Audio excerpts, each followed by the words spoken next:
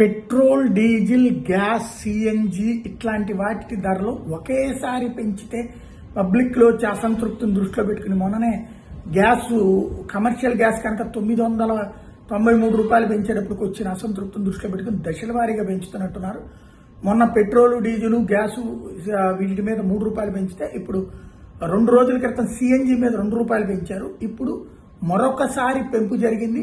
CNG ధరలను మరొకసారి పెంచుతా, ఏదైతే కంప్రెస్ న్యాచురల్ గ్యాస్ అంటారో సిఎన్జి వెహికల్స్ కూడా ఇప్పుడు పెద్ద ఎత్తున ప్రోత్సహిస్తూ వచ్చారు చాలా రోజుల నుండి.